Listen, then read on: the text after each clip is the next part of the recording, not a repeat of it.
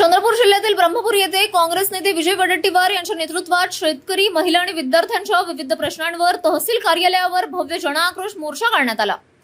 राष्ट्रसंत तुकडोजी महाराज पटांगण येथून निघालेल्या मोर्चात मोठ्या संख्येने नागरिक व काँग्रेस कार्यकर्ते सहभागी झाले होते। यावेळी बोलताना वडेट्टीवार यांनी राज्य सरकारवर जोरदार टीका केली। धान बोनस आणि कर्जमाफीच्या नावाखाली शेतकऱ्यांची फसवणूक होत असल्याचा आरोप त्यांनी केला। कर्जमाफीसाठी घालण्यात आलेल्या कठोर अटींमुळे अनेक शेतकरी योजनेपासून वंचित राहणार असल्याचा दावा त्यांनी केला। तसेच स्मार्ट मीटरमुळे सर्वसामान्य ग्राहकांना वाढीव वीज बिलांचा फटका बसत असल्याचे सांगत राज्यातील स्मार्ट मीटर योजना तातडीने रद्द करण्याची मागणी केली। शेतकरी, महिला आणि विद्यार्थ्यांच्या प्रलंबित प्रश्नांवर सरकारने तातडीने निर्णय घ्यावा, अन्यथा आंदोलन अधिक तीव्र करण्यात येईल असा इशाराही वडेट्टीवार यांनी दिला। असं हे एक खोटारड्या सरकारने सर्व घटकांची फसवणूक केली आहे। एकीकडे आमच्या धान उत्पादक शेतकऱ्यांना 700 रुपये बोनस दरवर्षी देऊ म्हणून भूलताप दिली आणि मागील वर्षीपासून धानाच्या बोनसचा पत्ता नाही। अरे नाही देणार तुमची हिंमत नाही तर कशाला घोषणा करताय? शेतकऱ्याला फसवताय आणि त्या ठिकाणी त्यांची फसवणूक झाली आहे।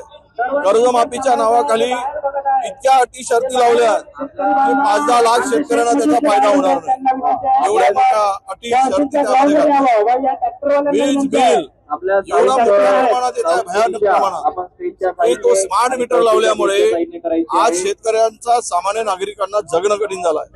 2.5-2.5, 3-3, 4-4 हजार बीपीएल धारकांना एक खोलीवाल्यांना बिल येत आहे। म्हणजे तुम्ही लाडक्या बहिणीला 1,50,000 रुपये द्यायचा आणि 3,000 रुपये त्यांना लुटायचा। हा फडणवीस सरकारचा नवीन फंड आहे आणि म्हणून असे अनेक विषय घेऊन हा मोर्चा या ठिकाणी आलेला आहे। महागाई प्रचंड वाढली आहे, डिझेल पेट्रोलचे भाव वाढले, या मुलावर अत्याचार होत आहेत, रोजगार संपुष्टात आला आहे। निर्दयी सरकार या देशातील तरुणांना बेदमपणे मारहाण करते हक्क मागताना। या सगळ्या गोष्टी घेऊन आज हा उद्रेक जनतेचा आहे आणि या सरकारला हा उद्रेक संपवल्याशिवाय राहणार नाही। यासाठी हा मोर्चा या ठिकाणी काँग्रेसकर्ते काढण्यात आलेला आहे।